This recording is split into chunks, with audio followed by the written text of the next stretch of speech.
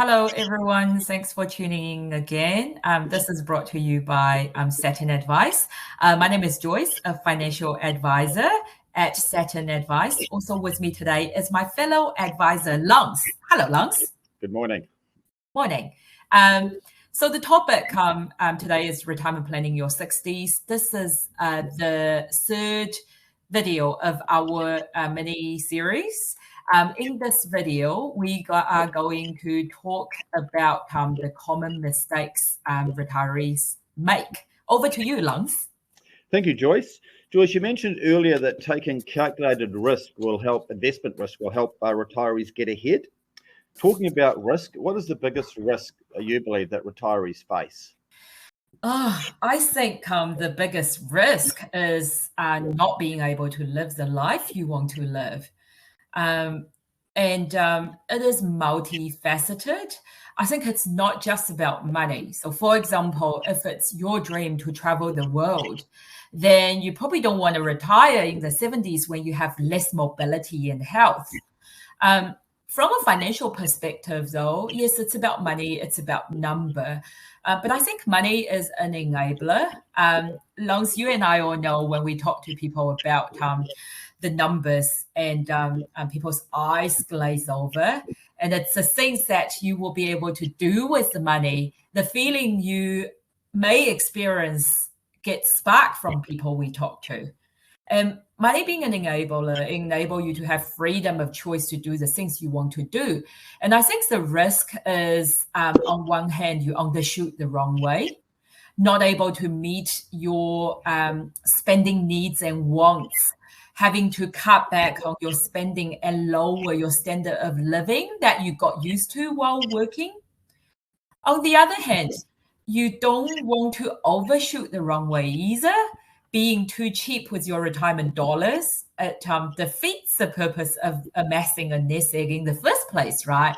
And only to regret later in life the vacation you foregone, the hobbies that you never developed, and it's all too late. So I think it's really important to know what you want and get a realistic assessment. The most, you really don't want to sleepwalk into retirement. Yes, look, some really good points, Joyce. What do you think are the common investment mistakes that people make going into their retirement years? Great question, Lance. Oh, gosh. There are many mistakes people make.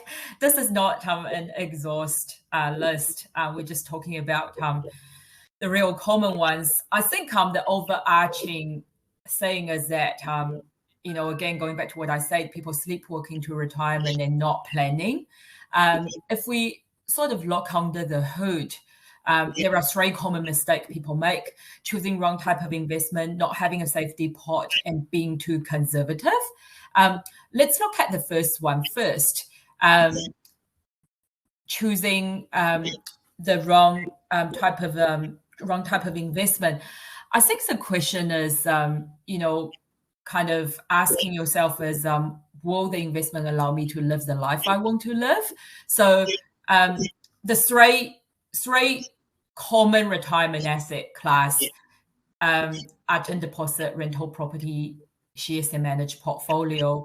And let me briefly talk about the benefit and limitation of each of them. And hopefully that's going to provide a bit of guidance. So we will start with term deposit. We all know the benefit of term deposit. It's safe, secure, and it provides certainty because you know exactly how much interest you will receive and what principal you are getting back. But the limitation of that is what we've touched on in the previous video. There is a high probability it does not keep up with rising cost of living. So it's static, and there is no opportunity for growth. The second category, rental property. So I think it's a growth asset. So it provides good protection from inflation. Brick and mortar, it is tangible. Most of Kiwis had really good experience. So psychologically, I think it's easier to hold on to. And you receive an income from it. These are all benefits. in terms of limitation, I think it really comes down to your personal circumstances. You know, it's not easy being a landlord with the tenancy law changes, healthy home standard, and the cost of upkeeping the property, and council rates, landlord insurance are all quite expensive. So it's important that you calculate the net rent received after all the costs and tax. And things to consider: do you still have debt outstanding on the property? What is your income needs? Going back to Lance, what you said earlier about budgeting and goal setting, using a financial advisor to do some projection, run some projection. What is the income you need? And can the rental property income comfortably meet it? Last but not the least, when we talk about shares and managed portfolio, I'm oversimplifying it by putting them into the same category. But both are gross asset. So historically, it has provided higher growth and good protection from inflation. They are liquid and accessible.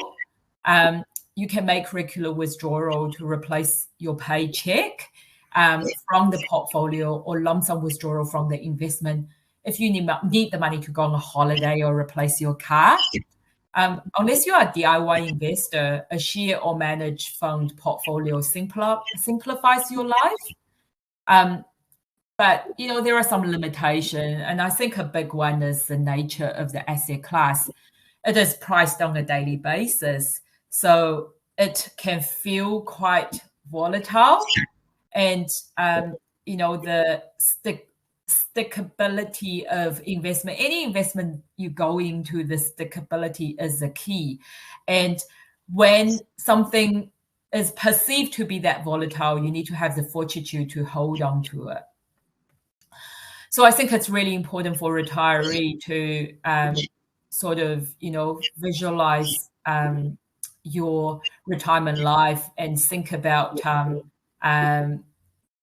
how your investment strategy, whether it is term deposit, rental property, shares, or managed portfolio, or something else, how is that going to serve your retirement goal? I think that's a really good point you made, Joyce, about transparency with shares and managed portfolios.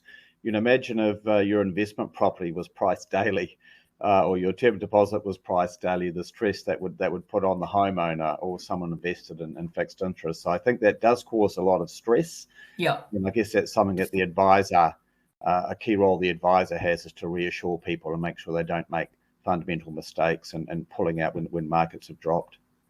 Absolutely. Yeah. And this is a time ignorance is bliss. Like don't go online and check your investment balance on a daily basis, right? Exactly.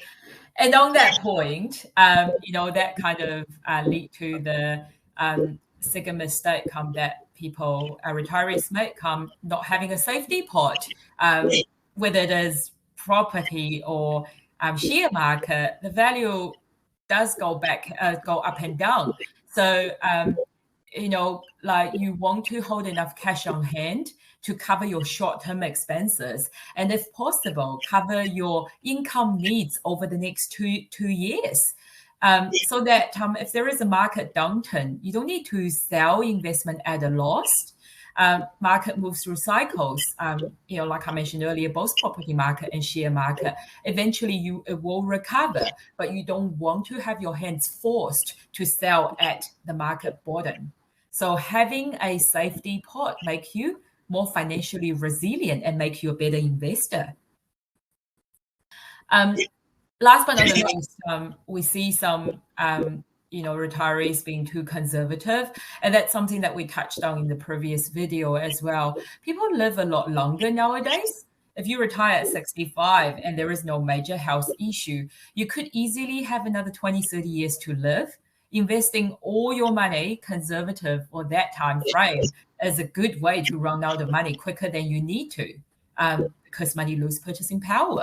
So retirees should consider have some exposure to gross assets. I guess that's another reason, key reason, Joyce, for talking to a financial advisor. to make sure you've got that right asset mix. It's a very powerful message, that. 100%. Thanks, Lance.